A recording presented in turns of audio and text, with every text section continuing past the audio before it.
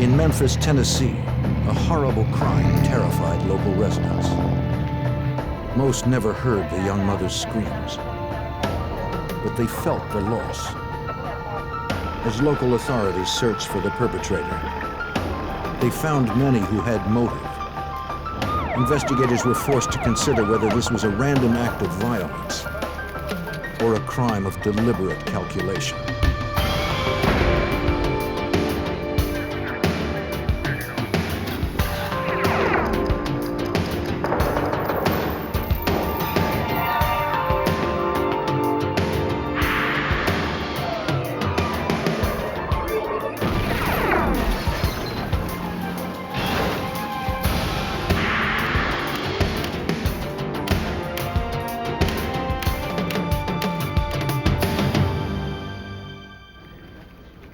When a wealthy young woman was abducted in front of her in-laws' home, the police had no shortage of suspects.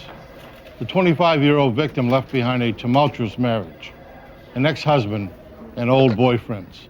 All were on the FBI's short list. I'm Jim Kallstrom, former head of the FBI's New York office. As suspects are interviewed, the case grew no clearer. To find the woman and her abductor, investigators would have to first determine the motive.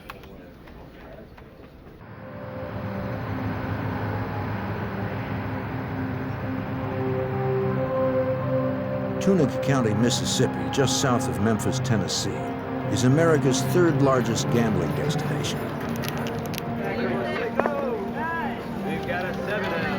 25-year-old Shannon Sanderson had recently become one of the regulars. On April 19th, 1996, the housewife from nearby Memphis, Tennessee, visited her favorite casino. Shannon was having a good night. She managed to turn $500 into $5,000 at the high-stakes blackjack table.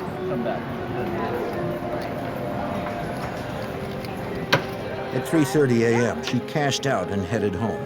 Sure. Can I have security? Security. When players win big, most casinos provide a security escort to protect customers from theft. This casino was no exception. Upon Shannon's request, a guard followed her to the parking area. Oh, it was great. It was an hour's drive to Shannon's home in Memphis through secluded roads. She knew the route well. She loved to win, but could afford to lose. Less than a year earlier, she'd married her boss, a multi-millionaire who was 33 years her senior.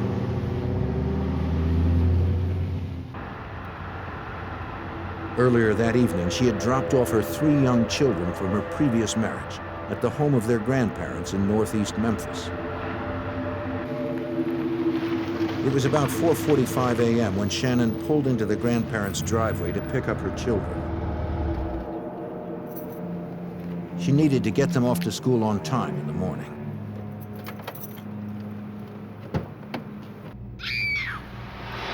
Did you hear that? Inside the house, Shannon's former in-laws were awakened by a piercing scream. Her former father-in-law rushed to the window to see Shannon struggling with someone in a baseball cap. What is it? He raced to assist her. Neighbors also heard the commotion and witnessed the crime. Within seconds, the mother of 3 had been abducted less than 50 feet from the front door.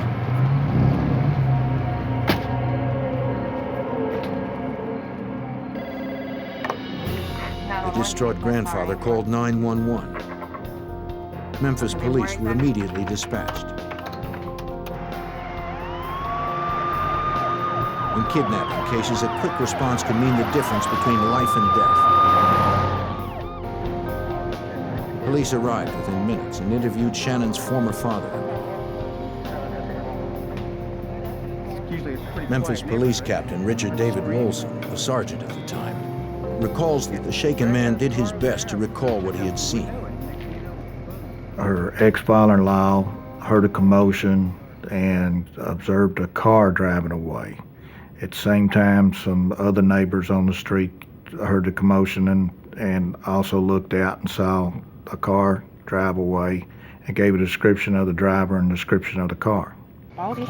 Despite the dim light, witnesses agreed that the driver had worn a red baseball cap. But their descriptions of the vehicle varied. Some described it vaguely as dark-colored and sporty. She was by herself. Another witness was certain that it was a maroon Chevy She Beretta. dropped the kids off by herself too, so.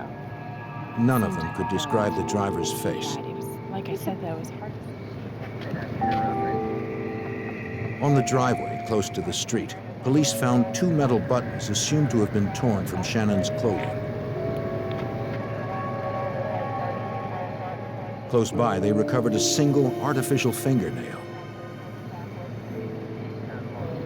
The victim's car was searched, but police found nothing to suggest the identity of her abductor or Shannon's whereabouts. Her ex-father-in-law had seen Shannon earlier that evening when she had dropped off her children.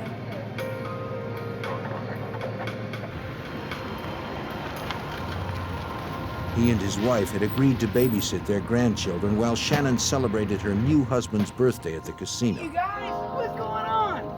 Man, it's good to see you. Their former daughter-in-law had divorced their son less than a year before. Still, their relationship with her remained amicable, and she visited regularly with the children. Guys, pretty good, all right? Wasn't a real fancy car. Shannon's former father-in-law told police the name of the casino where Shannon and her new husband liked to play. The casino confirmed she'd been there and won $5,000, but no one could say if she was with anyone in particular. Later that day, news that the mother of three was abducted just steps from where her children slept horrified local residents, according to Memphis District Attorney Jerry Kitchen. She appeared to be a person who was very conscious about the upbringing of her children because she had returned back to Memphis to pick her children up to make sure that they got to school. Memphis police questioned Shannon's ex-husband, who was the father of her three children. Was anybody here with you after 11:30? No, sir. Okay. All right, yeah. No, thanks for brothers. Give me a gentleman a minute. Thanks, sweetie. He was at work when the abduction occurred in front of his parents' home. Though his relationship with Shannon had been stormy, they remained married for almost 8 years. They finally divorced after Shannon fell in love with her present husband. Call her in the evening. Memphis police were reluctant to eliminate him as a suspect so early in the investigation, though Shannon's ex-husband's alibi was solid. Who knows the reason why people get a divorce, but I've never heard of a good divorce. She still made him pay alimony, even though she was married to a wealthy person. And join us. Police looked to her present husband to learn more. Family get together. Since he was a multimillionaire, they considered the possibility that Shannon may have been kidnapped for ransom. He owned a large security company here in Memphis, and he was well known. Everybody wanted to help him because they knew him or knew of him. And being that he was wealthy, she would be a prime target to be kidnapped for money. So far, he had received no ransom call or letter. He'd been distraught since being woken at 5 a.m. with the news of his wife's abduction. Regrettably, the last time they'd spoken that night, they'd had a fight. Engaged in whatever she was doing. Happy birthday to you. It was his 58th birthday, and his teenage daughters from a previous marriage had stopped by to celebrate. Happy birthday to you. That same evening, his wife Shannon had planned to take him to the casino.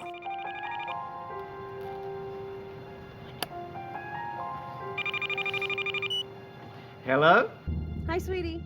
After dropping off her children, she called to say that she was on the way to pick him up. I know. He told her he wasn't ready. His daughters were there, and he wanted to spend more time with them before going out. Would go there tonight. No. Shannon became angry. We don't get along. According to her husband, she felt he was putting his children ahead of their plans. He told her he could be ready in a half hour, but she hung up on him. Hello? He expected that she'd cool down and pick him up. What's that all about? Oh. But when he tried to call later, she did not answer. She and I are just Sit down. I guess there's just such a difference in our age. Police asked if he knew anyone who might want to harm Shannon. The last thing she said to me was something. The husband mentioned an ex-boyfriend against whom Shannon had filed charges of harassment a year earlier. He believed the ex-boyfriend drove a Chevy Beretta. At headquarters, police checked with DMV, but found no records that her ex-boyfriend or any of his family owned a Beretta.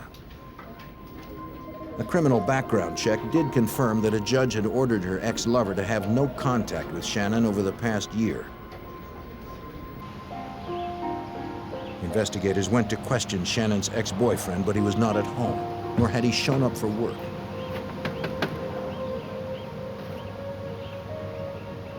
His sister lived in the same neighborhood, a few blocks from where Shannon had been abducted.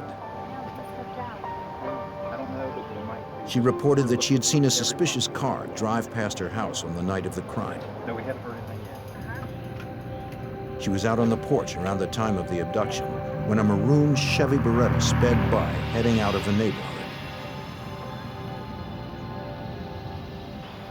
She said she didn't recognize the driver at first.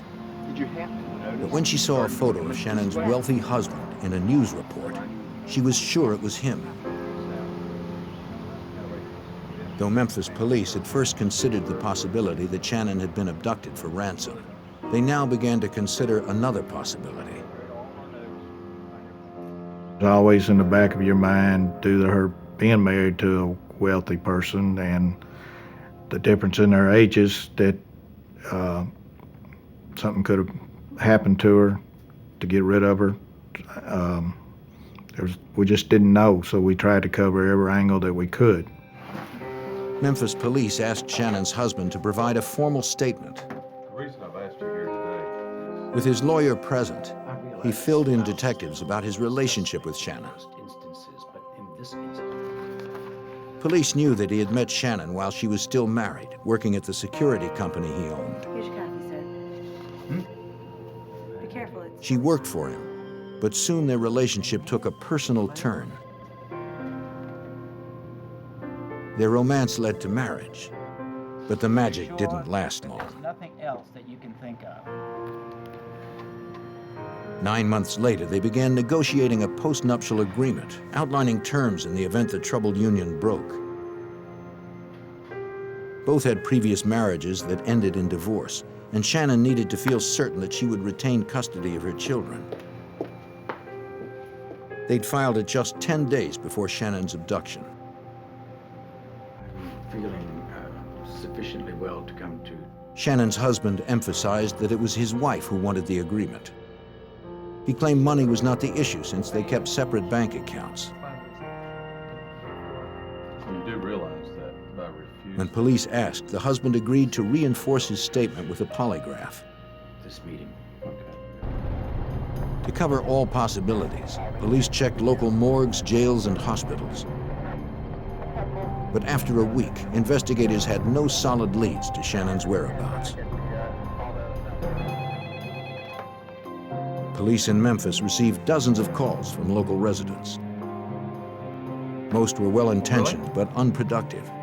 Uh-huh. And your name again? In the morning. All had to be checked. Yes, ma'am, and thanks for the call. One was from a woman named Sharon Powers in nearby Clarksdale, Mississippi, 80 miles south of Memphis.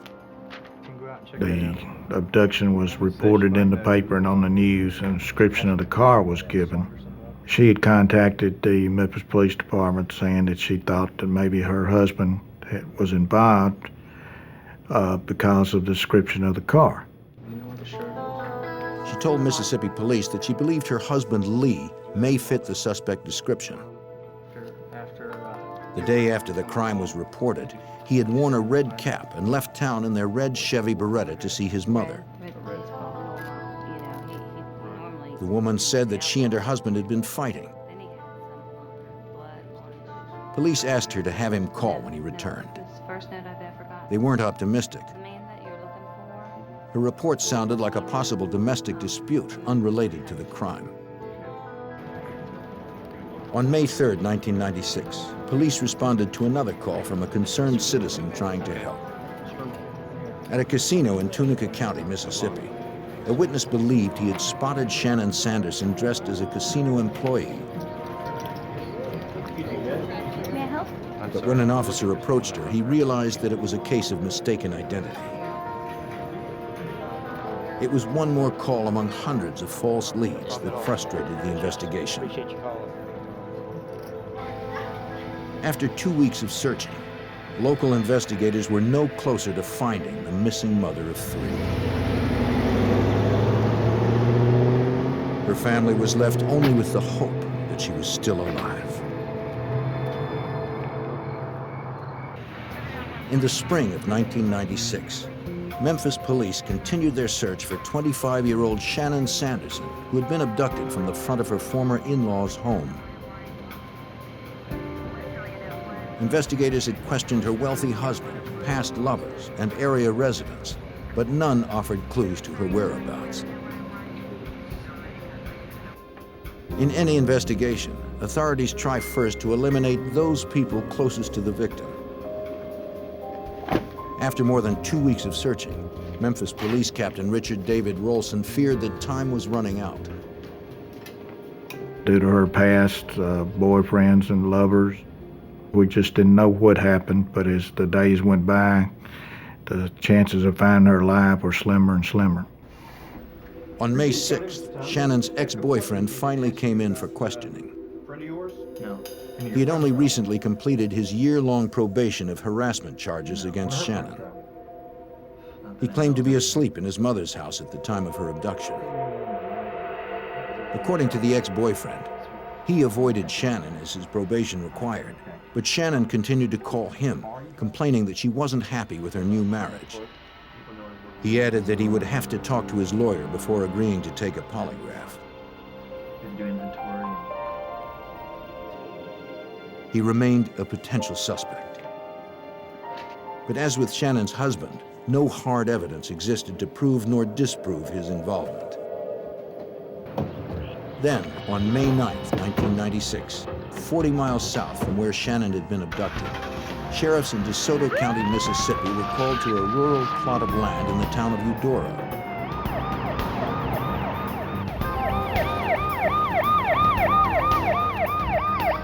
Two people had been inspecting their new property when they noticed a strong odor.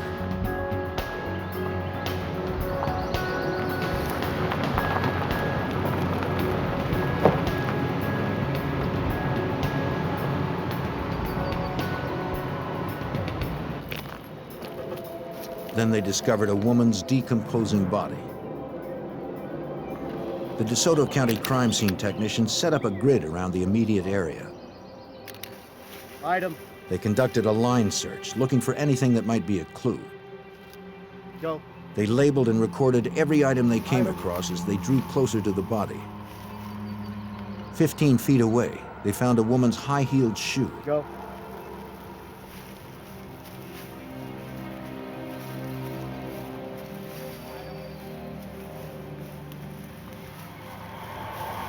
Closer to the body, they marked the location of another. DeSoto sheriffs checked their records, but found no women reported missing locally. They broadened their search to include larger towns and cities in the region.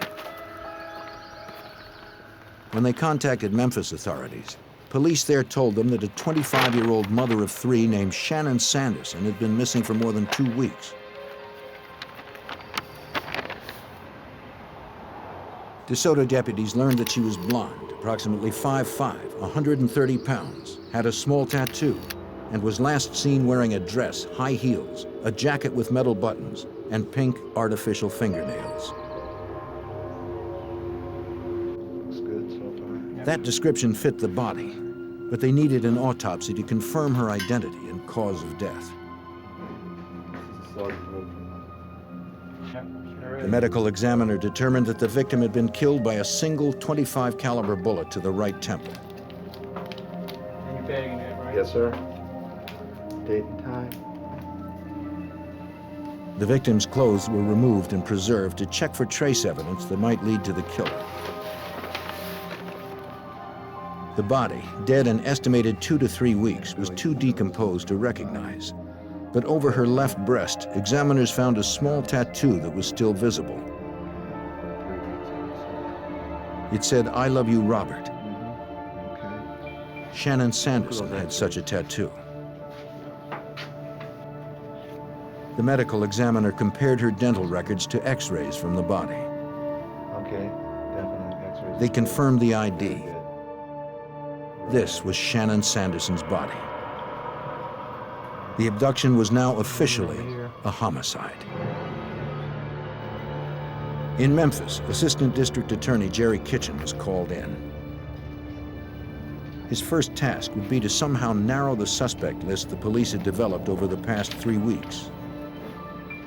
Here in Memphis, it's somewhat unusual in that we have relatively few murder cases that we would classify as mystery homicides, where someone's not either developed as a suspect rather quickly or arrested soon after the incident.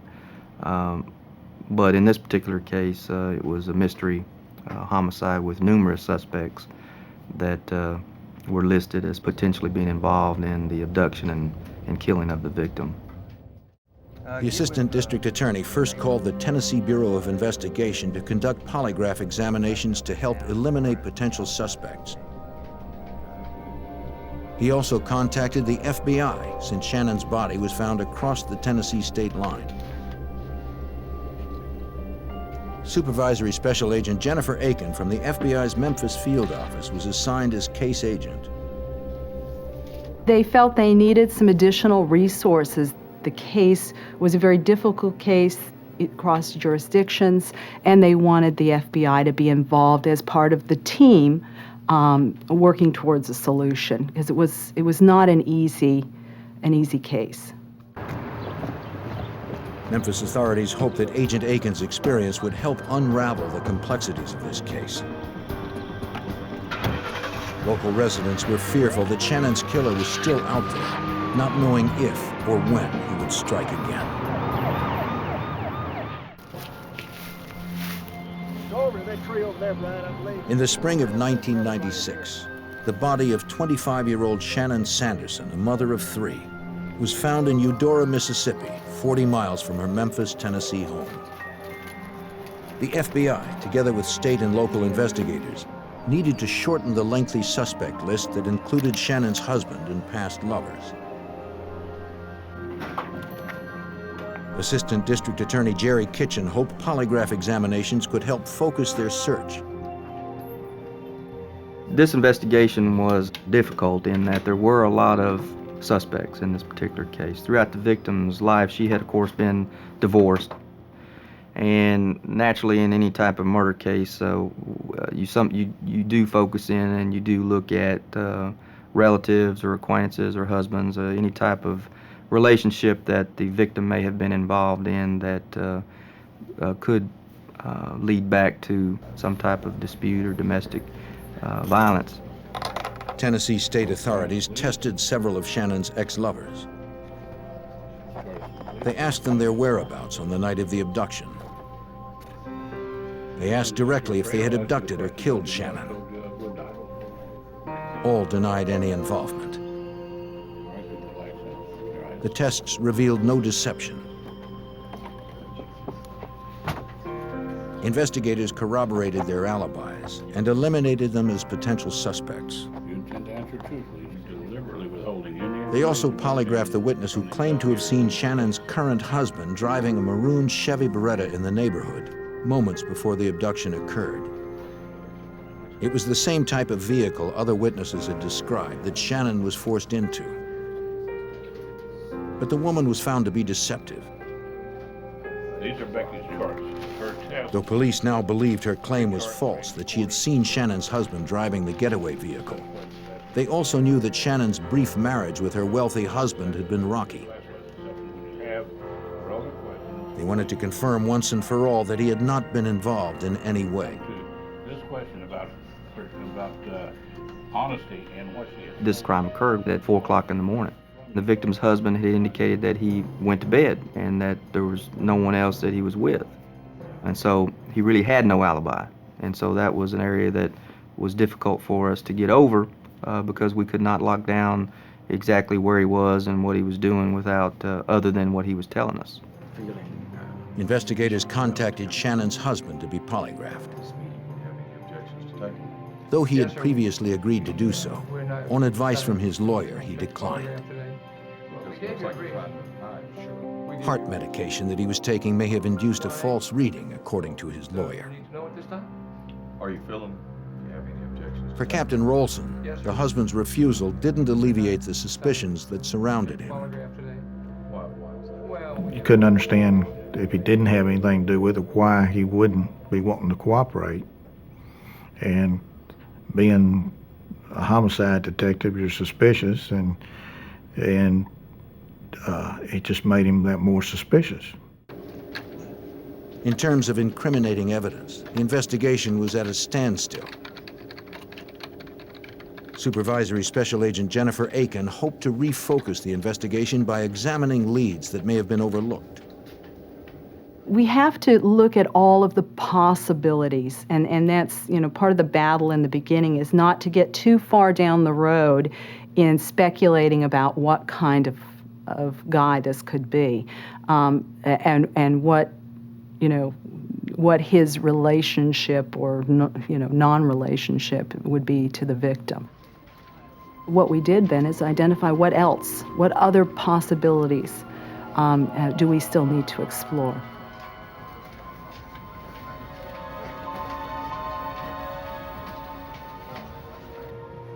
One possibility, though not a promising one, was Sharon Powers, who earlier reported that her husband may have matched the vague description of the suspect.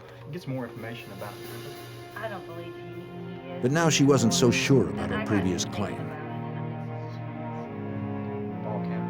She told police she'd overreacted, reinforcing their belief that she'd only been trying to get back at her husband for leaving her. Yeah, so it couldn't have been him. She said that her husband had left town, that they had had some, marital disputes. They felt that perhaps this report was really just sort of sour grapes and that she was trying to get her husband, maybe estranged husband, into trouble of some kind. And so they really just simply did not know how much weight to give this rather conflicting and kind of half-hearted story that she was telling. Though her husband wasn't a serious suspect, police wanted to talk with him. A bulletin for Gerald Lee Powers was issued that he was wanted for questioning in Tennessee. FBI agents and Tennessee investigators met to review the casino surveillance tape of the blackjack table where Shannon had won the now missing $5,000. Her growing pile of chips would certainly make her an attractive target. They viewed the tape to see if a stalker could be seen. But if that was the killer's intention, Agent Aiken questioned why he would wait so long to make his move. Clearly, she had been winning for a while. She was there late at night. There were a number of factors that made her visit to that casino rather high risk. And yet we had this abduction occurring almost an hour to an hour and a half after she left that environment. So first we had to determine, did it have anything or nothing to do with her visit to that casino? The tape showed Shannon, but was inadequate to reveal whether she was being stalked. Investigators were no closer to finding the truth. As they contemplated what to do next, the investigation veered in an unexpected direction. On May 22, 1996, near Hebronville, Texas, 750 miles from where Shannon was seen forced into a car described as a Chevy Beretta, a vehicle fitting that description erratically swerved away from a border checkpoint. The vehicle had Mississippi plates. One of the patrol guards raced after it, believing the driver to be a potential border jumper or smuggler.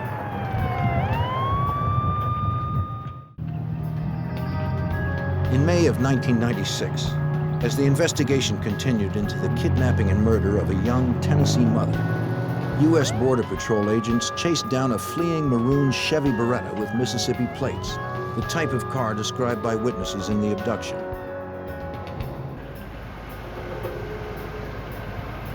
Caught at a dead end, the suspect resisted. Drop it! Drop the knife! Up against the car! Up against the car! Then backed down when confronted by the agent's gun. Give me the other hand. Give me the other hand.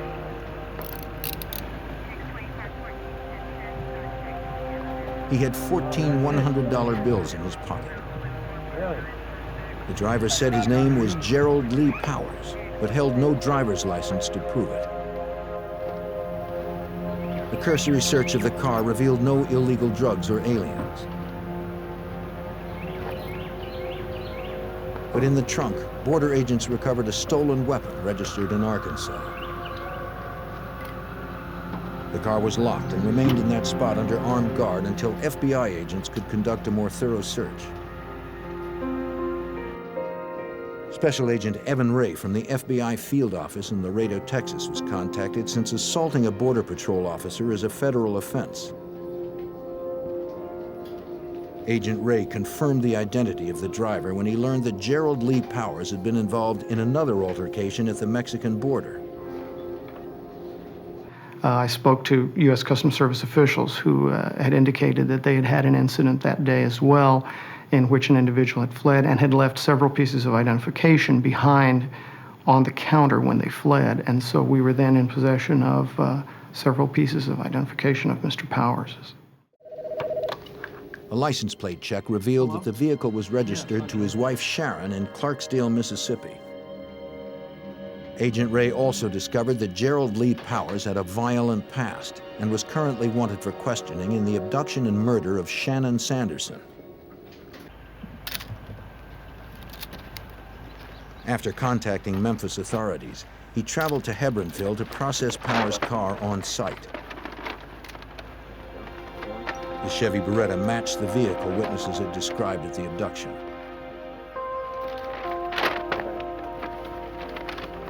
Agents hoped something inside would link the vehicle and Powers to the murder of Shannon Sanderson. A sheet and pillowcase, along with the trunk liner, were bundled into evidence bags. All right, let's tape this stuff up. We'll get it back to headquarters. When you're retrieving evidence like that, you have no idea what the results of the laboratory examinations are going to be in the end. You just try to get the best and the most evidence that you can and let the lab do their job. Agents were less hopeful they'd find something in the car's interior since it appeared to have been recently cleaned and vacuumed. Hundreds of miles from the nearest evidence response team, Agent Ray improvised with the tools he had at hand. One item that we needed to search for were hairs and fibers in the back seat area. We didn't have the specialized equipment that the evidence response team would have, and so I used an unopened lint roller that I had at the office of the type one might use on a suit as an adhesive lift. Initially obscured by the front seat, the agent found a pink artificial fingernail on the floor. It was similar to those the victim had worn at the time of her abduction. Memphis prosecutor Jerry Kitchen believed this could be the clue that could definitely place Shannon Sanderson in Powers' car. Agent Ray had called us and told us that he had found a fingernail in the back seat area of the floorboard of this vehicle, which is where we had felt that, based upon the witnesses' information they had given us, that the victim had been placed in the back seat of the vehicle that took her away.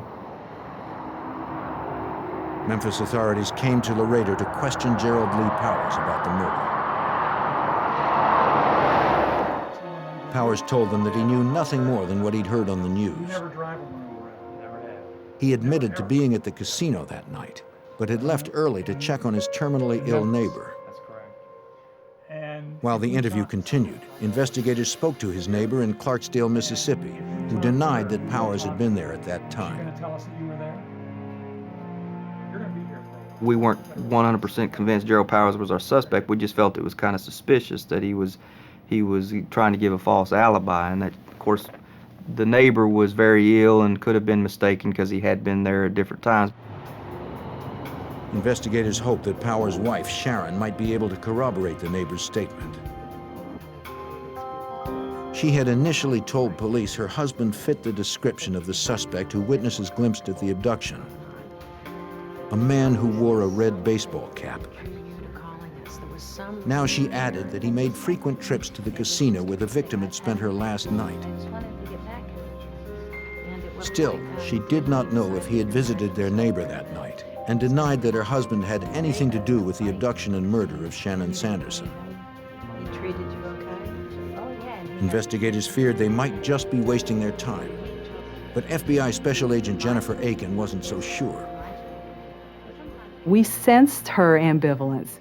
We knew that she, had come forward, even with her kind of half-hearted story. We knew she'd come forward for a reason and that there was more she needed to tell. Seconds later, Gerald Lee Powers. Agent Aiken realized that she would need to invest a great deal of time to develop the trust of Sharon Powers.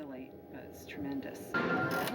As the dialogue with Sharon Powers continued over several weeks, the FBI contacted Tom Scott, director of surveillance at the casino where the victim had gambled prior to her abduction. Scott was asked to confirm if Gerald Lee Powers had been recorded that same night on any of the 600 cameras in the 95,000 square foot casino. Jennifer Aiken from the FBI gave us a basic description of what the suspect possibly was wearing on the night in question.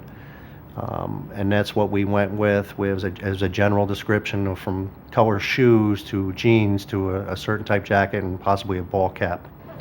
Any given day, you can have approximately 3,000 to 10,000 people within a casino.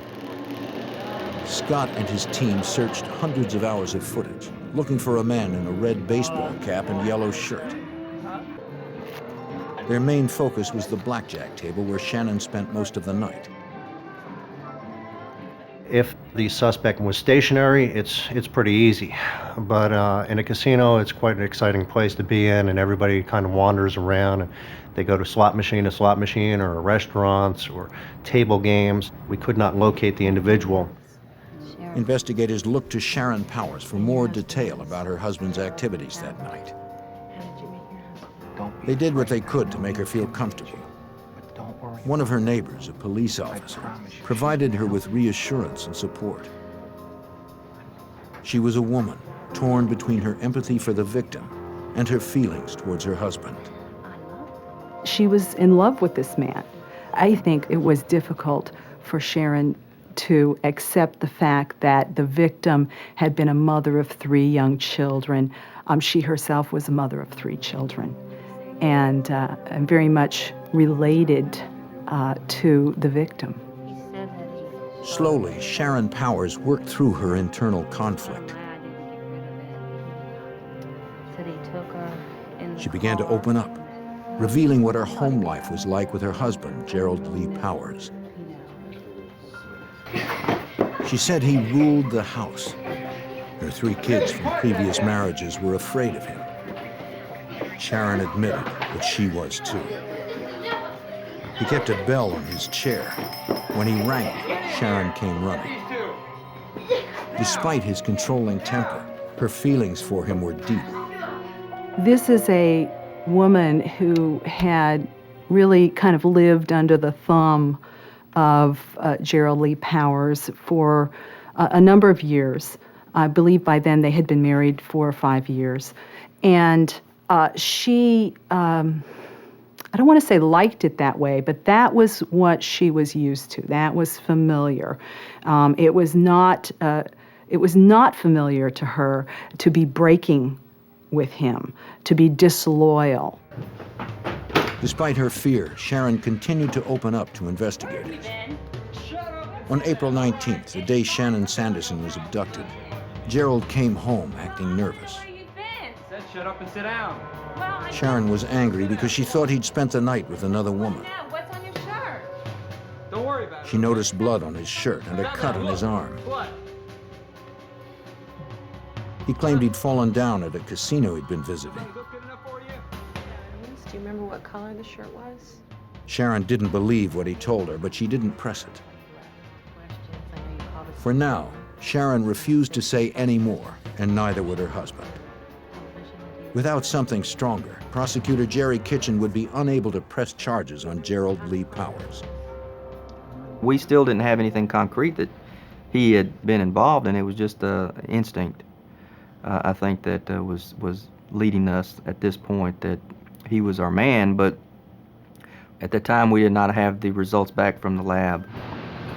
Investigators hoped the FBI would reinforce their hunch that Gerald Lee Powers was responsible for leaving Shannon Sanderson's children motherless.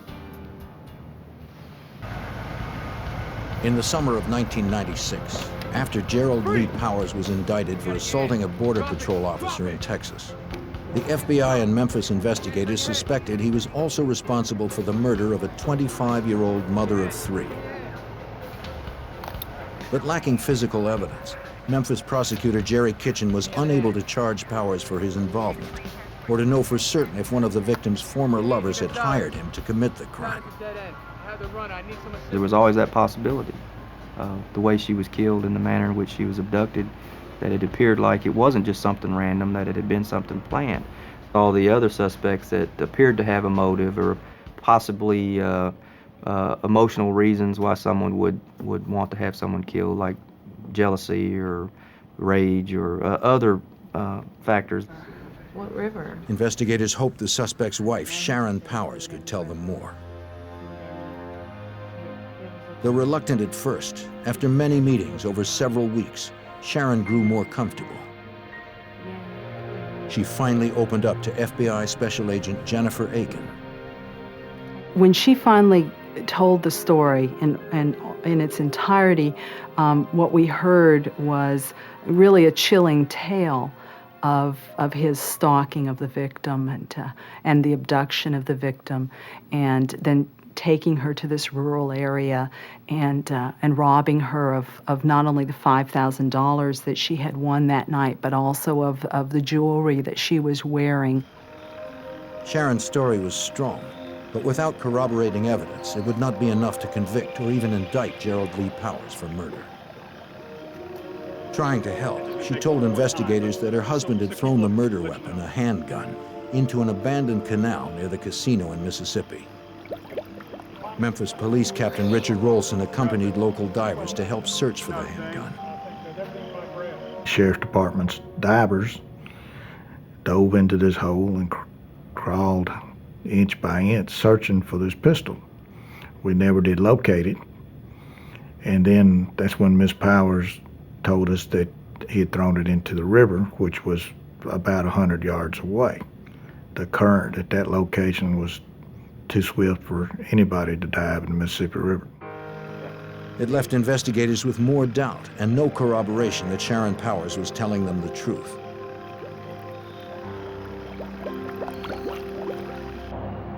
The suspect's wife also told them about a school bus driver from Mississippi whom her husband believed had seen him close to where he dumped Shannon's body. Did you happen to notice the driver? No, I didn't notice. Police tracked down the driver who confirmed Sharon's story. At 7 a.m., about 2 hours after Shannon Sanderson had been abducted, the driver noticed a maroon Chevy Beretta backing down the dirt roadway of the vacant property where the victim's body was later found. The bus driver remembered it because the property had been vacant for so long. Okay, that's what we need to know. But the driver didn't see who was in the car and didn't get the license plate. But I did notice the car. Searching for further corroboration, investigators turned to Tom Scott, director of surveillance at the casino. This time, Sharon Powers provided them locations of where to look for her husband in the 95,000 square foot casino.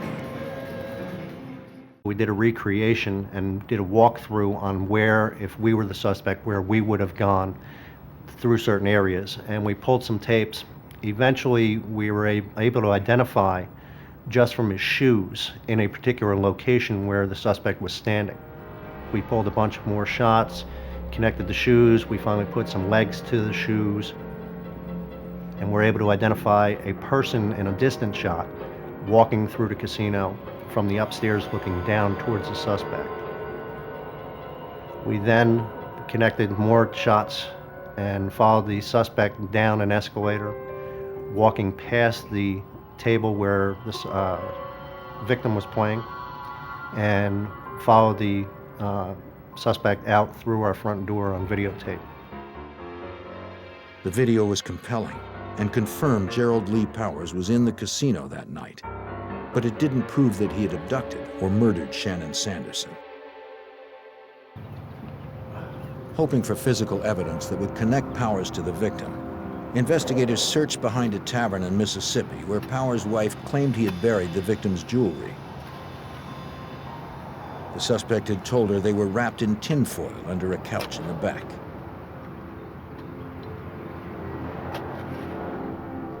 Just as Mrs. Powers described, investigators located a small bundle of foil. Inside, they found pink plastic wrap holding rings identified by the victim's husband as belonging to Shannon. Now they needed to prove forensically that Gerald Lee Powers had in fact been the one who wrapped them. Investigators went to Powers' home to search for the source of that plastic. In the kitchen, they found a roll of pink wrap. They forwarded the roll along with the bundled rings to the lab for comparison. While they waited for the results, investigators turned their attention to the pink artificial nail found inside Powers' car after he was arrested in Texas. From autopsy photos, investigators found at least 2 nails were missing from the victim's hand. If the nail from the car matched those remaining on the victim's hand, it would prove that Shannon had been in Powers' car that night. But there was a problem. Shannon had already been buried, and her husband was against exhuming her remains. She had already been interred, and so we had a hearing in court to have her disinterred and to have the ability to examine these fingernails to see if they were in fact her fingernails or not. Against her husband's wishes, the judge ordered the body exhumed. In early July, 3 months after the murder, investigators retrieved the body of Shannon Sanderson. Her remaining artificial nails were removed and sent to the lab for comparison with the others. The results were negative. The nail in the car wasn't hers. Investigators hoped the other evidence at the FBI lab in Washington, D.C. would provide more promising results. Inside the tinfoil ball recovered in Mississippi, examiners removed the pink plastic wrap wound tightly around some rings. The FBI needed to connect the rings physically to Gerald Lee Powers. To do so, examiners compared the plastic they were wrapped in to the sample retrieved from Powers' home. The FBI agent who examined it indicated that it wasn't the exact piece that was torn off, but that it matched that roll exactly as far as the polymers and the dye and all that, which showed that this was the source that the material had come from that was wrapped around the rings. It was the first piece of forensic evidence linking Powers to the victim. But the case was by no means complete. More compelling proof came from a single fiber among several found in Powers' otherwise immaculate car. We have dress fiber that was found in the vehicle that he was driving that night that matches the fiber from the dress that the victim was wearing, and that was very significant as well. Authorities were convinced that Gerald Lee Powers had murdered Shannon Sanderson, but they weren't convinced he'd acted alone. They believed it was possible that others from her past could claim a motive for wanting Shannon dead. Memphis prosecutor Jerry Kitchen decided to confirm it with Powers himself. So we went to Laredo to interview the defendant before we charged him with this murder. And there was the possibility, if he cooperated and was able to prove to us that someone else was involved, that we would withdraw seeking the death penalty. But there was nothing that he was able to provide us with, so we were convinced then at that point that no one else had been involved in her abduction and murder, and proceeded with charging him alone. Powers had plenty of time to contemplate this murder. He watched her for several hours in the casino, then followed her for another hour back to Memphis. He had ample time to change his mind. Instead, he hardened his resolve.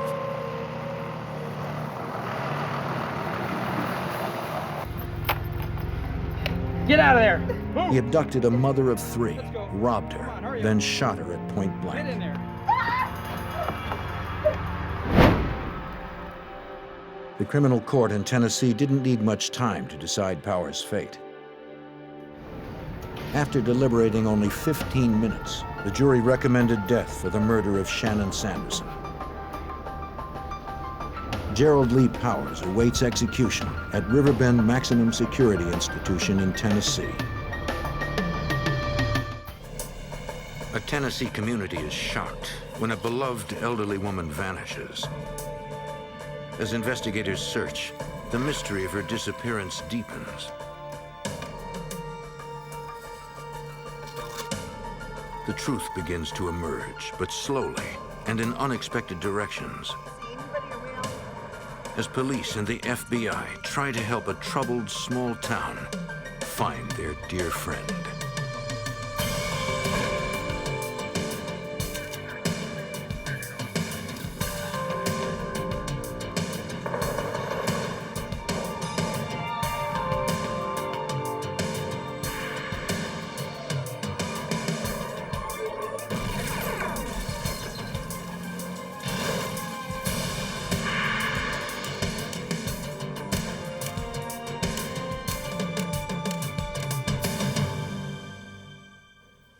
In 1992, a woman disappeared from her Memphis home. When the ransom went uncollected, the FBI suspected a desperate amateur and feared the worst.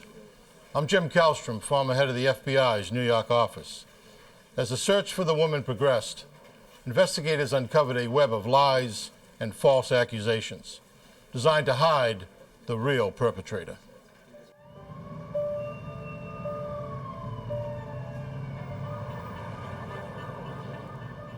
Memphis, Tennessee. On August 7th, 1992, 25 miles outside the city in the small town of Eads, successful land developer Alan Roberts arrived home from work. As usual, his wife's car was in the driveway, but he was surprised to find the mail there. Doe?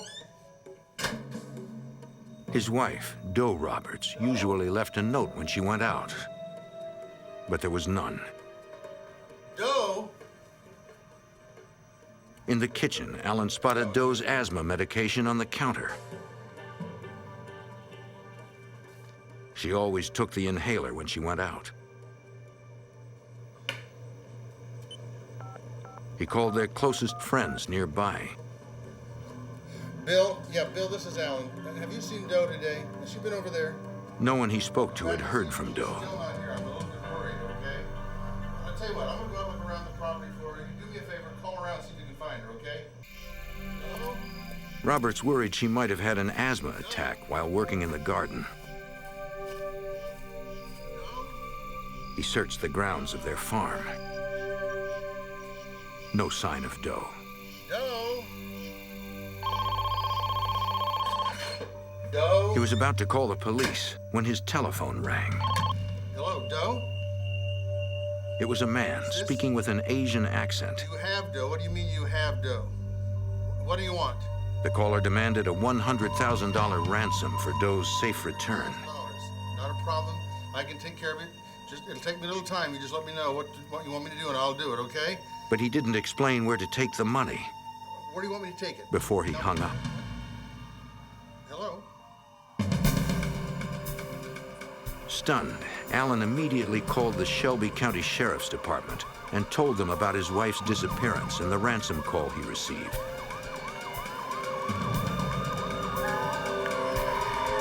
A team of deputies and sheriff's inspectors responded to the house.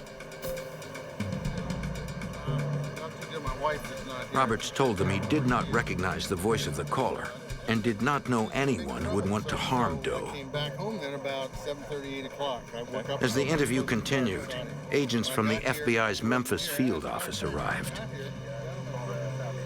Eads is about 30 miles from both the Arkansas and Mississippi borders. If someone took Doe across state lines, the FBI would take the lead, since transporting a victim state to state is a federal crime. Roberts explained he last saw his wife that morning. So you're planning on working in the They had garden eaten today? breakfast together, as they had every morning for 43 years. Yes, I am. I hope it's not too hot to work. At 10, Allen left to meet a prospective out-of-town buyer for a property he was developing. See you later. All right, have a good day. All right, bye-bye. Bye. The buyer, a man named Sam Wagner, had called the day before, making an appointment to see the property at 10:30 that morning. Morning, Todd. Roberts said he waited for over an hour, but Sam Wagner never showed.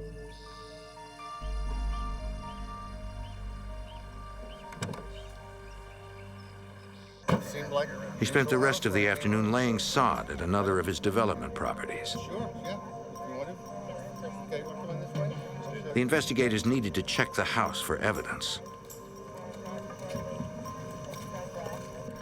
Roberts showed them Doe's asthma inhaler and said if she suffered a serious attack without it, she could die. She's got to have a serious killer, so They needed to find her immediately. never should have that. So Looking for signs of forced entry, deputies checked doors and windows. Nothing appeared suspicious. is it locked? Knowing that people sometimes run off voluntarily, faking abductions to cover themselves, deputies checked Doe's bedroom. Her suitcases and all of her clothing were still there, as were her valuables. It didn't seem like she left on her own. If someone had abducted her, one clue suggested it happened outside, according to FBI Special Agent Joanne Overall. Alan Roberts located mail halfway into the garage, and it was not taken into the house. He suspected that his wife had gone to the mailbox and never made it back into the house, and she had laid the mail down at that point. Beginning at the driveway, deputies formed search lines, fanning out in a grid pattern to scour the 150-acre farm for any sign of the 65-year-old woman or what happened to her. Despite the efforts of multiple search teams, they found nothing. The best chance for a new lead would be additional ransom calls. Got this hooked up. When he called, We began monitoring Alan Roberts' phone right after the kidnapping. With his consent, we placed a recorder on his phone should he get a call from the kidnapper. recording when the phone rings. They also installed tracing equipment. Leave it down the whole time you're talking. When you finish, push the If the man with the Asian accent called again, the FBI would be ready. Later that night, the phone rang.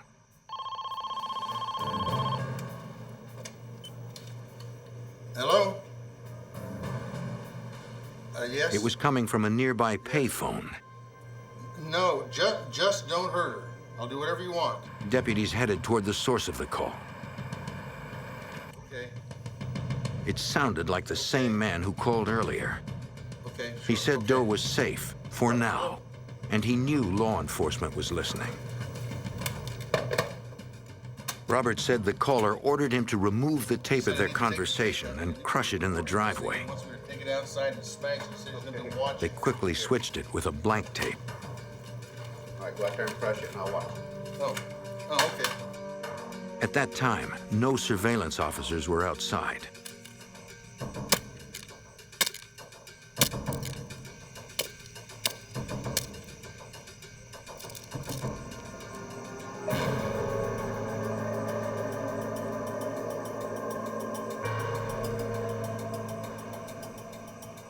When Shelby County deputies arrived at the payphone, it was clear. The exact location? Whoever made the call was gone. By daybreak, investigators expanded their search into the Eads community, asking friends and neighbors when they last saw Doe and if they noticed anything unusual on the day of her disappearance. Doe and Alan Roberts? Yeah, sure. They live right over there. No one recalled seeing or hearing from her that day. Thank you. Bye-bye. Yes, sir? One neighbor told investigators that at church that week, there seemed to be tension between Doe and Alan. But no solid clues emerged. Word of the kidnapping spread, and news stations picked up the story. Joe Birch of WMC-TV in Memphis reported on the small community's reaction to Doe's disappearance. A lot of people felt it must have been someone from the outside who committed this crime. Because these people worshiped together, they went to square dances together, they spent a lot of their time together, and their focus was their little community and staying away from downtown Memphis and all the danger that might be here. So I think the people in the Eads community felt like an outsider probably committed this crime. But investigators wondered how, in a place like Eads, a stranger wasn't noticed. As the investigation's first full day drew to a close, Special Agent Overall's concern grew. The 24 hours immediately following a kidnapping are critical. As more time passes, the chances of finding the victim alive diminish rapidly. On the second day, community members gathered to show their support and offer prayers for Doe's safe return. While the town of Eads prayed, investigators turned their attention to the most likely suspect. In a case like this, we always look at the family members and relatives, people that are closest to the victim first, and then work the circle outwards. They needed to start with the husband, Alan Roberts. It was possible he had harmed Doe, then used an accomplice to make the ransom calls. It is always difficult when family members realize they are suspects. Authorities had to ask the worried husband to take a polygraph test. It was an unexpected request, but Alan agreed. A polygraph measures a subject's physiological reactions while answering questions. The subject reviews all of the questions before the test, so there are no surprises. Though commonly called a lie detector test, a polygraph does not actually detect lies. It only detects whether the subject is exhibiting the characteristics most people exhibit when lying: spikes in heart rate, perspiration, blood pressure, and respiration. Are you convinced that I will only ask you questions that we've gone over before? While polygraph results are rarely admissible in court, many investigators find they point them in the right direction. Is your first name Alan? The examiner asked Roberts questions unrelated to the case to establish a baseline for truthful responses. Then he asked questions about his relationship with Doe and the events of the day she disappeared. Did you kill Doe Roberts? The examiner then interpreted the graphic output to determine if Roberts appeared to be deceptive on the questions about the case. All right. In his opinion, Alan Roberts answered all of the questions truthfully. Alan was sure this was the end of it. But agents knew that test results were not always accurate. They could not eliminate him yet. To check Roberts' story, the FBI wanted to find Sam Wagner, the man he allegedly went to meet on the morning of Doe's abduction. We thought Sam Wagner may have come into this area, and because of their financial backings and holdings, that he may have kidnapped Doe Roberts for the money that they had, because they had a substantial amount of money. Agents checked FBI databases and nationwide DMV records, searching for anyone named Sam Wagner. In several states, FBI agents interviewed men of that name, but eliminated each as a suspect. Alan Roberts' story became more suspicious when Sam Wagner became an unknown individual that we couldn't locate, and it became more apparent to us that Alan Roberts could possibly be behind the kidnapping. Looks like he checks out. I don't think he's got anything. If Alan did do something to his wife, perhaps the couple's phone records and banking statements would reveal a clue. There's nothing unusual about any of the phone calls. Yet investigators uncovered only evidence of a normal life spent in a small town, with no sign of contact with anyone suspicious, and no record of Doe spending money after August 7th. No leads were panning out. Eventually, they came to believe Doe Roberts was dead. After approximately 2 to 3 weeks of being unable to locate the victim, it was more than likely going to end up being a homicide. I requested through my supervisor that we bring in Shelby County Sheriff's Department into the investigation to make it a joint investigation. If it were a murder, it would be prosecuted in state court. The team returned to the Roberts house. The second search of Alan Roberts' property was done more in a forensic frame of mind, and we were looking for blood spatterings in the house as well as in the barn. Again, Roberts cooperated. He would do anything. Forensics technicians from the FBI and the Sheriff's Department processed the buildings, looking for any evidence of a murder, cleanup, or disposal of a body. They also gathered hairs and carpet fibers from Alan's truck to compare to any evidence recovered later.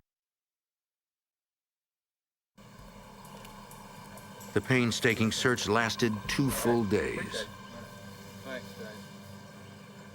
Alan Roberts grew more frustrated that law enforcement had to devote so much time to him as a suspect.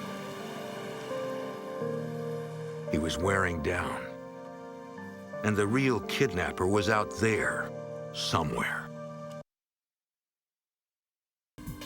In 1992, the Shelby County Sheriff's Department and the Memphis FBI searched Alan Roberts' farm and its buildings for any sign of his wife's possible murder. Roberts had passed a polygraph, and now none of the items on his property tested positive for blood. Yet no other suspects emerged, and investigators had developed circumstantial evidence that implicated Roberts. Although several witnesses had seen Roberts that day, his confirmed alibi only accounted for about 5 hours. Authorities knew that left plenty of time to get rid of a body. Also, some members of the Eads community gave statements claiming Alan Roberts had acted in a suspicious manner following Doe's disappearance, according to Special Agent Joanne Overall. People within the community felt he did not openly grieve for the loss of his wife. He was socializing shortly after her kidnapping, that both him and his wife were members of a square dancing group, and within a couple of weeks, Alan was back at the square dancing group with various partners. News anchor Joe Birch observed Roberts' lack of emotion during media coverage. When somebody's wife disappears, you'd expect to see a level of emotion, and we just didn't see it from Alan Roberts. He was just kind of calm, cool, and collected, and very direct, and there wasn't a lot of teary-eyed, emotional appeals that we see a lot in kidnapping cases. Investigators kept watching Roberts as he tried to carry on with his life, struggling with the frustration of not knowing where his wife was and being the only suspect in her disappearance. Yet they saw nothing that led them to Doe Roberts. In September, the man with the Asian accent resurfaced, now saying Allen was involved. The kidnapper began calling people in the Eads community, stating that Doe Roberts was still alive. Many of the phone calls indicated Allen was part of the scheme to kidnap his wife. It was extremely frustrating because he never gave specific points to drop money. Several of the people who talked to the kidnapper had caller IDs on their phones, so agents traced the calls to phone booths on a well-traveled road. We would go to the phone booths immediately, and of course, the individual who was making the phone call was already gone. Other people had already used the phone. We would check the phones for possible fingerprints, and there was just never any evidence to tie an individual to that phone. Okay. Here? Each of the calls were made within a few miles of the Roberts house, a significant risk in a small community buzzing about the case. This boldness suggested that the caller was an insider, familiar enough to be inconspicuous in public, and that he considered himself beyond the reach of investigators. Desperate for something solid, Allen Roberts took things into his own hands, offering a reward for Doe's safe return, and announcing he disconnected the FBI's recording and tracing equipment from his phone so the kidnapper could call freely. On October 8, 1992, 2 months after Doe disappeared, the kidnapper called Allen Roberts again. Is she okay? He told him to drive to a payphone at a country store a mile away. Now. Roberts hurried to the store. Once again, he was on his own, with no corroborating witness to prove what was happening. The phone was already ringing when he arrived. He hoped, finally, this would be his chance to get his wife back. Hello? 2 months after someone abducted 65-year-old Doe Roberts, the kidnapper ordered her husband, Allen Roberts, to a payphone. Hello? Hello? The man with the Asian accent said Doe was alive and still with him. He asked Roberts for the name of an intermediary, someone Allen trusted that the kidnapper could contact. Somebody at the church? What do you mean, somebody at the church? Roberts suggested Charles Lord, a leading church member and friend of the family. The caller said he would be in touch about where to bring the ransom money. Can I talk to Doe? Please, let me talk to Doe. What? Hello? Then he hung up.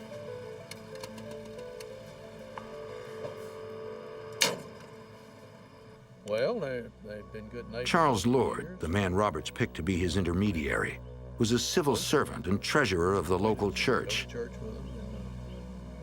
He made a public appeal to the kidnapper on Allen Roberts' behalf, asking the man to call him and finally give specific instructions for a ransom drop. Call my number, and I'll line up how to get. They all wanted to get Doe back. There you go. More calls from the kidnapper came to Charles Lord and others in the community, but still no details for an exchange.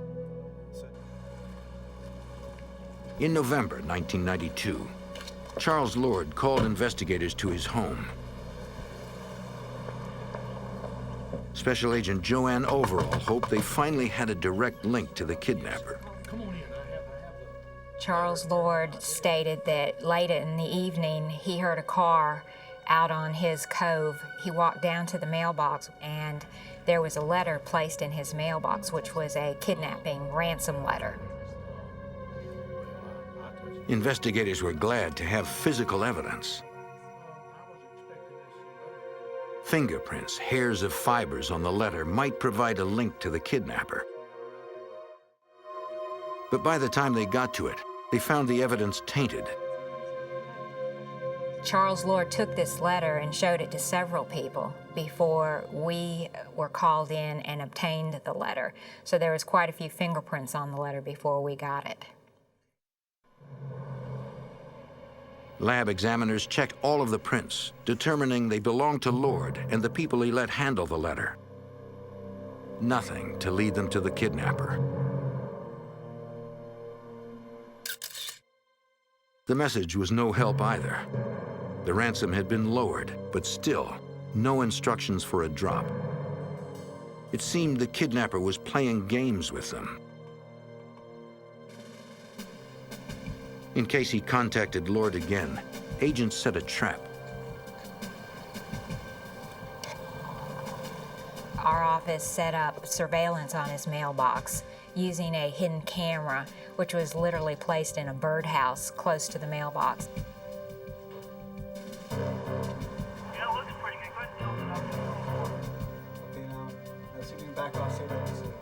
If the kidnapper dropped off another note, they'd have him on tape.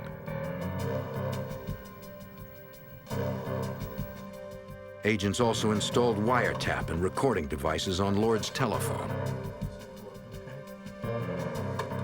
Basically what you do every time the phone you just hit the play button. They still had no real evidence against Alan Roberts.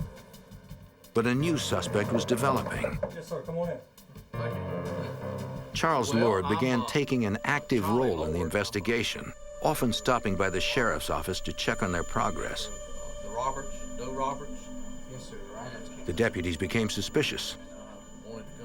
He seemed too interested. Their suspicion deepened because of the peculiar nature of the phone calls he claimed he got from the kidnapper. Charles Lord stated he received several phone calls from the kidnapper. He did say that he talked with Doe Roberts, which was unusual because none of the other callers talked with Doe Roberts. Appreciate it. But agents never got tapes of the calls. But every time he received a telephone call, it appeared that our equipment didn't work. Over the next week, Lord reported another ransom letter and one of Doe's scarves placed in his mailbox. Agents recovered no evidence from the items, but hoped their camera captured images of the kidnapper. They had plenty of the regular mail carrier. But when the tape got to where the kidnapper should appear, it went blank. When the equipment that was placed at Charles Lord's residence continued to fail, I just thought we had poor equipment.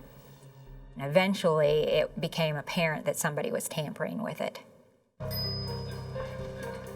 Agents suspected the interference came from Charles Lord. Then the victim's husband, Alan Roberts, reported a strange encounter with Lord. He said the night before, at the Eads Community Center, Lord summoned him to a private meeting. Alan was surprised when his friend offered to help get Doe back for a price. Alan Roberts told me that Charles Lord had advised that he had underworld contacts and that there was information available if Charles could get some money to pay for it. Also, Alan advised at that time that Charles Lord was wearing a gun. It was clear Lord was somehow involved. But investigators needed more than suspicion. They needed evidence.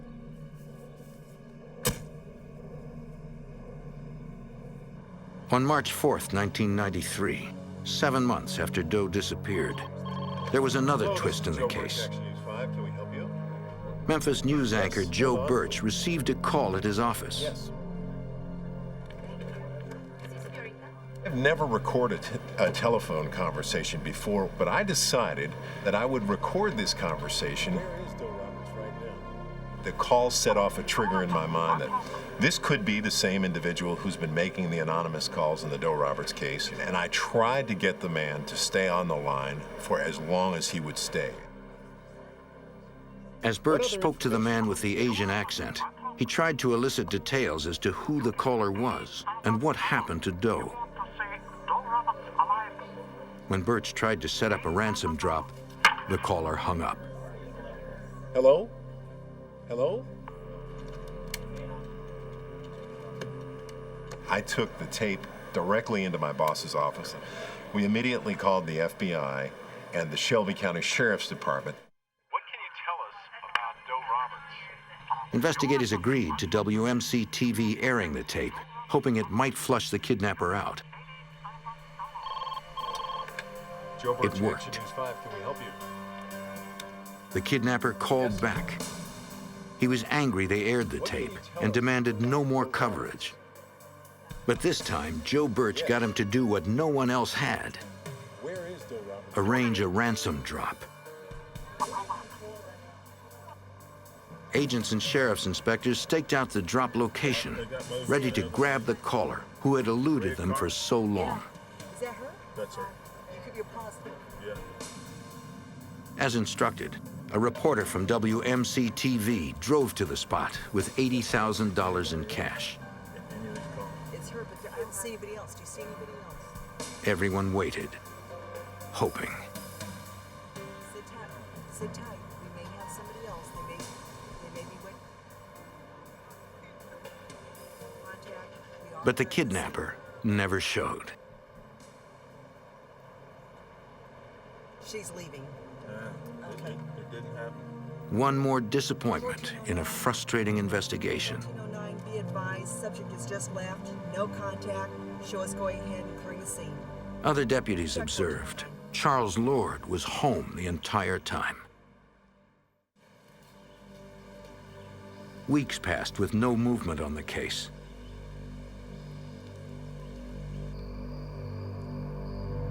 Then, in June 1993, the kidnapper arranged another drop.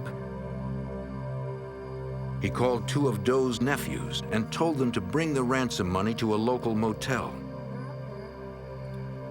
Soon, the elusive kidnapper finally would surface.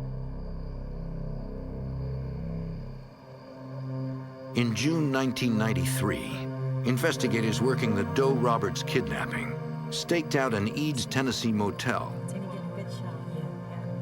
Special Agent Joanne Overall was part of the surveillance. Doe Roberts' nephews received a call from the kidnapper, and they tried to make an arranged ransom drop. They were told to go to a motel room, which they did, but they also called the FBI. They were waiting to get a phone call or meet with somebody. Other surveillance deputies had been unable to find suspect Charles Lord that night. As the team at the motel watched, a man approached. It was Lord.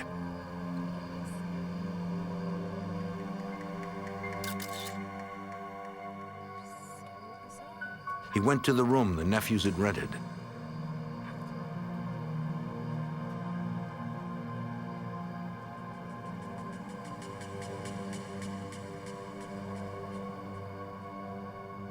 Charles Lord told the nephews of Doe Roberts that he had received a call from the kidnapper and that he was to show up there and get the money, and he would receive a phone call as to where to take the money. But the nephews wouldn't give him the cash. They said they wanted to deal with the kidnapper directly.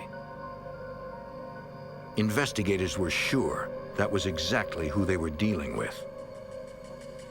He is the only individual who had received a telephone call stating that he had talked with Doe Roberts, and now he was meeting with somebody to pick up money, but we did not have enough evidence at that time to go forward with an arrest. They did, however, increase their focus on Lord. To look for a financial motive to the kidnapping, the FBI subpoenaed Lord's bank records. Yes, sir. I spoke earlier on the phone. We went through records trying to determine if he had loans out, what his financial holdings were, and it became apparent that Charles Lord owed a lot of money to several banks in town, substantial amounts of money, and that he was unable to meet the payments and that he had filed for bankruptcy. That circumstantial evidence allowed investigators to secure a search warrant for Lord's house. In late June 1993, they served the warrant, which allowed them to look for and seize any financial documents. Some of the files they recovered revealed Lord's criminal past. He had embezzled over $150,000 from the Memphis depot, where he had retired several years prior, and he had embezzled approximately $70,000 from the church there in Eads, where he was attending. As treasurer of the church, Lord had access to the parish bank accounts and cash donations. Despite the find, investigators still had no direct evidence of the abduction. We had nothing that we could use to charge him with the kidnapping and the murder of Doe Roberts. It was important to obtain a confession from Charles Lord because we had no body. Good, maybe this will help us out a little bit. One agent working the case was trained in criminal profiling. He wants more attention. Analyzing Lord's actions, he offered a behavioral profile to help get the confession. We have here, we got all these files. Is he gonna repeat his... He suggested Lord was a manipulative, pathological liar who believed he was untouchable. It's gonna help us out, but I don't know if it's gonna... The agent felt that overwhelming the suspect's ego was the only way to beat him. What you guys need to do is let The him... plan was to bring Lord in for an interview and let him see what he would take to be evidence of a massive investigation against him for months. push into his confessing. Agents created numerous evidence boxes, hoping to trump Lord's belief he was above the investigation. Then, on August 25, 1993, at the FBI's Memphis field office, investigators met with Lord and his attorney. I got some questions about, do you know anything about Mrs. Doe Roberts? As Charles Lord sat in that room during the interview, I was watching him look at these boxes, realizing that he had been under surveillance for a lot longer than he had anticipated, and he became very nervous. The FBI's tactics appeared to be working. Lord eventually admitted to making some of the ransom calls. He said he did it to keep the investigation alive for Doe's sake, but denied any involvement in her abduction. Sensing that he was ready to crack, the investigators offered him a deal. Charles Lord was told by our office, as well as the Shelby County inspector, that if he would take a polygraph and pass a polygraph, we would not look at him any further for the Doe Roberts kidnapping. However, if he failed the polygraph, his attorney and Charles Lord agreed to a further interrogation in reference to the kidnapping. He agreed.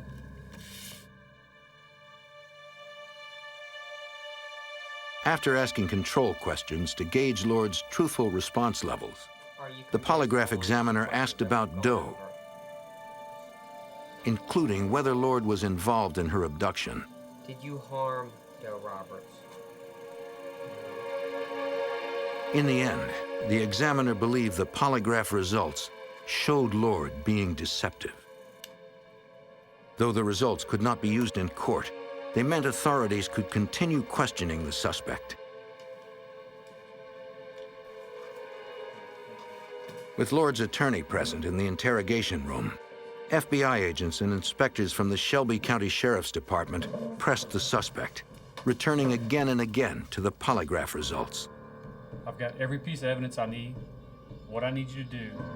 At first, he continued to deny involvement, but after several hours, the interview tactics wore him down. Lord said he was ready to tell them what happened. He said he needed cash to pay back his loans and cover the money he stole from the church, and decided to kidnap Doe for ransom. On August 6, 1992, he called the Roberts, posing as a property buyer named Sam Wagner, and arranged to meet Allen. The next day, when he knew Allen was waiting at the development property, he drove by their house. Doe was bringing in the mail. Doe, there's been an accident. He knew she would trust him. Allen's been involved in an accident. Yeah, get in the car and I'll take you to him. What happened? Do you know? Is he all right? Lord told investigators he planned to release Doe after he got the ransom, but she suffered a fatal heart attack in his car. He said he panicked and dumped her body and her purse, but he would not say where. Would you be willing to take us to where she is? The investigators believed he was lying, at least about planning to release Doe, and perhaps about other details. You did what you were supposed to do. Special Agent Joanne Overall knew they had to find the body to check his story. They offered a deal. Charles Lord agreed to tell us where Doe Roberts' body was after he had confessed to the kidnapping in exchange for Shelby County not pursuing the death penalty. Lord claimed he dumped her in the Wolf River, a slow-moving river that runs 90 miles across the southwest corner of the state. The Wolf River empties into the Mississippi at Memphis. Lord said he dumped the remains from a bridge in Fayette County, 13 miles from the Roberts' home. Divers would begin 50 yards upriver, searching for the body and purse. Lieutenant John Yancey of the Shelby County Sheriff's Department led the dive in the murky river. We had 21 divers involved total. The visibility in the river was zero. It was total black water. And in the dark water, several species of venomous snakes. Adding to the challenge was the fact that the crime took place a year earlier. Any remains would be scattered and difficult to find. FBI agents and sheriff's deputies helped the divers by stretching a rope across the river's width. Divers held onto the rope and moved across its length, searching the river bottom by hand. Normally you do an arm span, arm over arm for a search for a body because it's large.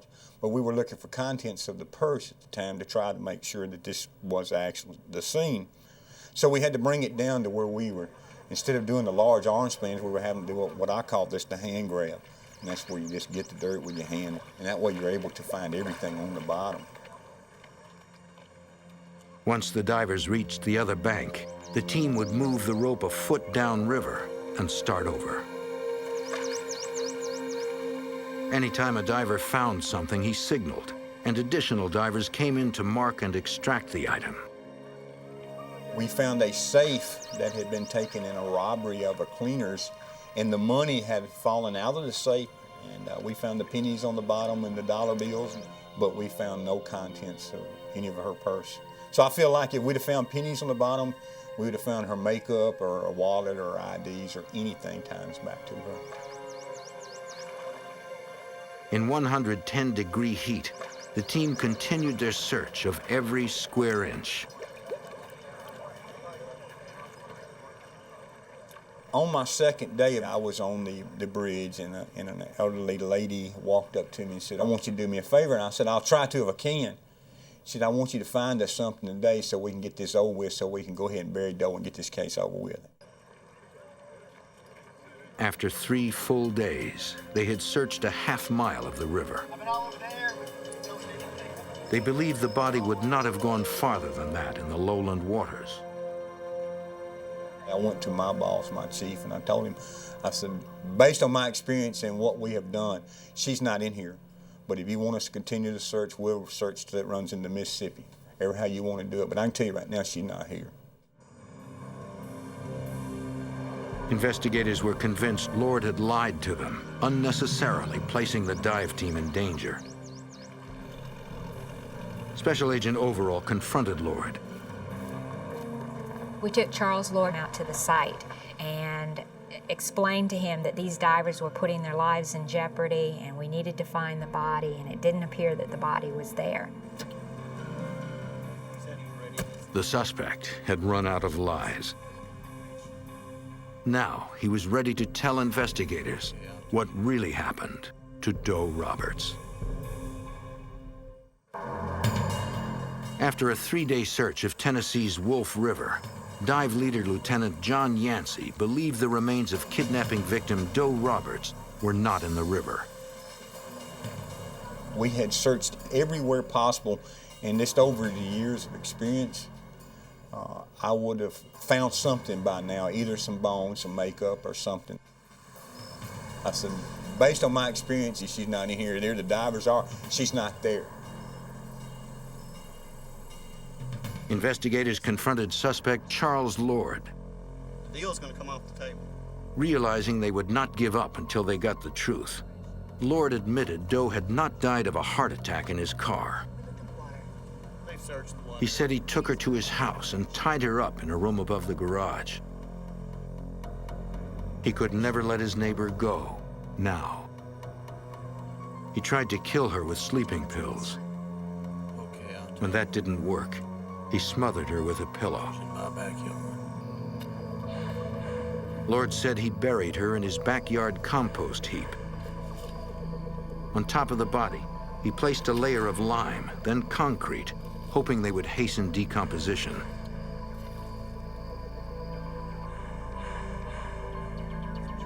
They needed to determine if Lord was telling the truth this time, to retrieve evidence and give Doe's family the closure of knowing what happened.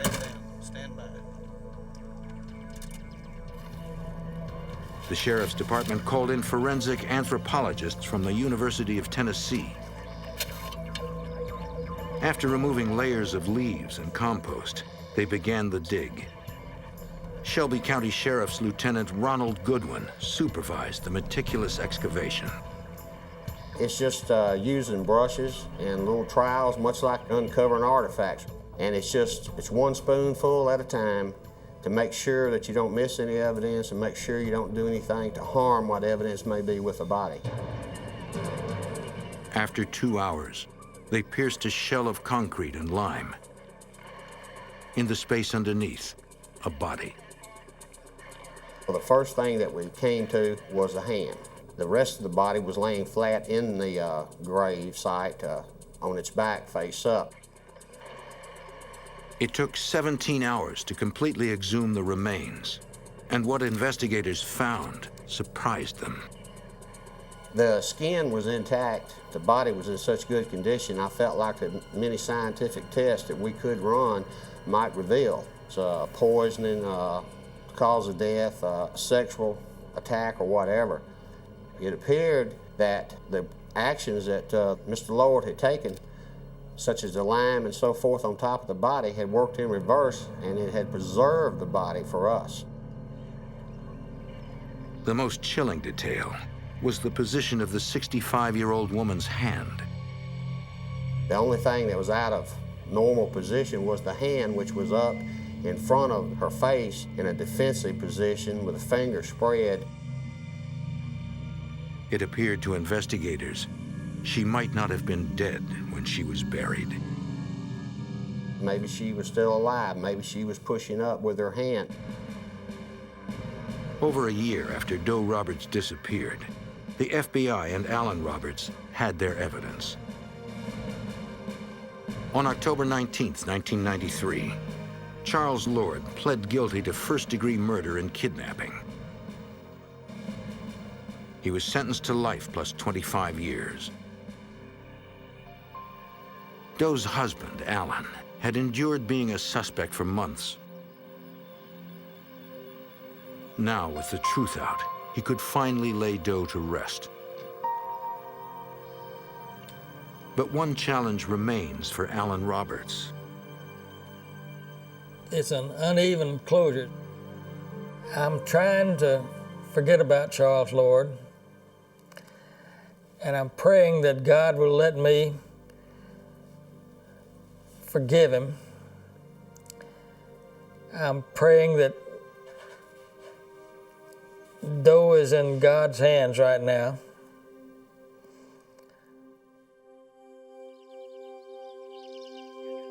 Mr. and Mrs. Roberts enjoyed 43 years of marriage before they were torn apart.